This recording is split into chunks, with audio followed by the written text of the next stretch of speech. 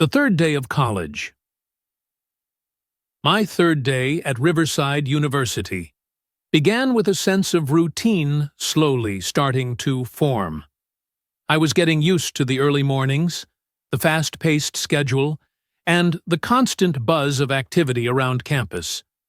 There was a sense of comfort in knowing where my classes were and having a small but growing circle of friends.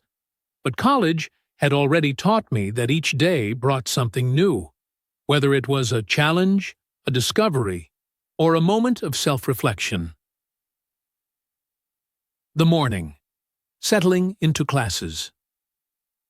I started my day with my favorite class so far, creative writing. Ms. Evelyn Grant greeted us with her usual calm demeanor, and we jumped straight into our first real assignment, writing a short, personal narrative.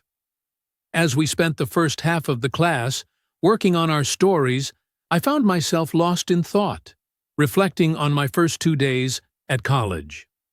I decided to write about my experience so far, how college had felt both intimidating and exhilarating, how I had met new people like Maya, Jordan, and Ethan, and how every day felt like a small step into the unknown. When Ms. Grant called time, we shared excerpts from our writing. Hearing the stories of my classmates made me realize how diverse everyone's experiences were. Some were feeling homesick, while others, like me, were excited but overwhelmed. We weren't so different after all. The vulnerability in everyone's writing bonded us in a way that casual conversations hadn't. By the end of the class, I felt like I was beginning to form deeper connections with my classmates. After creative writing, I had a short break. I spent it in the student garden, the same spot I'd discovered the day before. It was becoming my little sanctuary, a place where I could clear my mind and reflect on everything that was happening around me. The fountain's gentle sound and the rustling leaves made me feel at ease. Mid-morning. Building friendships. Once my break was over, it was time for my sociology lecture. As I walked into the large lecture hall, I spotted Ethan sitting near the middle and waved. He motioned for me to join him, and I was glad to have a familiar face to sit with. The lecture was more interactive today. Dr. Machifihird, Michael Reeves, asked for volunteers to debate some of the topics we had covered in the previous class, particularly around social constructs and how they shape our identities. Normally, I would have stayed quiet, but something about the college atmosphere made me feel more confident. I raised my hand and joined the discussion. We debated the idea of societal expectations, how much of who we are is shaped by our surroundings, and how much is a reflection of our inner selves. It was exhilarating, and for the first time, I felt like I was contributing something meaningful in a classroom setting. Ethan gave me a thumbs up after, and I felt a surge of pride. After class, Ethan, Maya, and I grabbed lunch together. We talked about the lecture and how college was already changing the way we saw the world. It was fascinating to hear their perspectives.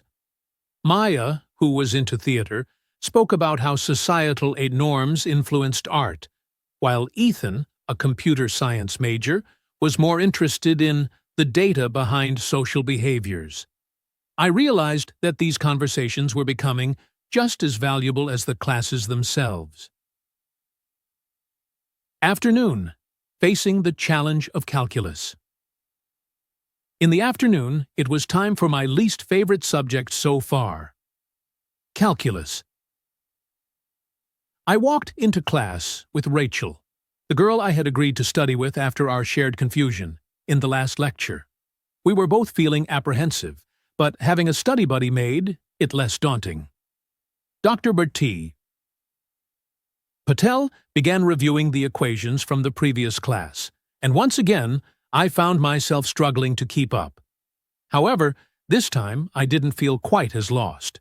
I raised my hand to ask questions whenever something didn't make sense, and Rachel did the same. We had decided that we wouldn't let ourselves fall behind this early into the semester.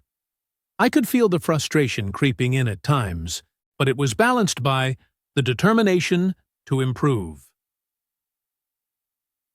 After class, Rachel and I found a spot in the library to review the notes together. We spent an hour going over the concepts, working through problems, and helping each other understand the material. By the end of our study session, we weren't calculus odd experts, but we were making progress. It felt good to tackle a challenge head-on rather than shy away from it. And I knew that, with more practice, I'd get better. Evening. Socializing and embracing campus. Life. After our study session, I still had some time before heading back to my dorm, so I decided to check out the campus gym. I had heard from a few people that the gym actually had great facilities, and I figured a workout might help clear my head after the mental strain of calculus. As I entered, I noticed the space was bustling with students. Some were lifting weights, others were running on the treadmills, and a group was playing basketball on the court. I decided to hit the treadmill for a light run, feeling the tension from the day slowly ease away. There was something calming about getting into a rhythm, focusing on nothing but the steady pace of my feet hitting the belt. After the workout, I ran into Jordan, who was playing basketball with a few people from his dorm. He waved me over, and before I knew it, I was roped into playing a quick pickup game with them. It was a fun way to unwind, and even though I wasn't particularly skilled at basketball, it felt good to laugh and bond over something, light-hearted after a full day of classes and study sessions. Night. Reflection and anticipation. As the day wound down and I headed back to my dorm, I felt a sense of accomplishment. The third day had been a mix of challenges and victories, from navigating the complexities of calculus to contributing in my sociology class and bonding more with my new friends. Once I was back in my room, I sat at my desk and began working on my creative writing assignment. I reflected on the day's events, realizing that college was becoming less about surviving each day and more about thriving in the new environment. Each day was an opportunity to learn something new, not just academically, but also about myself and the people around me.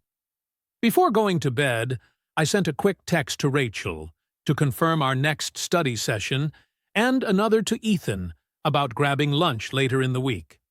As I lay down, I felt a wave of contentment wash over me. College was already shaping me in ways I hadn't expected, pushing me to engage more, think more deeply, and connect with the people and experiences around me. The third day had taught me that college wasn't just about the destination, but the odd journey itself. Each day was a new chapter, filled with challenges and small triumphs. And I was beginning to see that these moments would shape not just my college experience, but who I was becoming.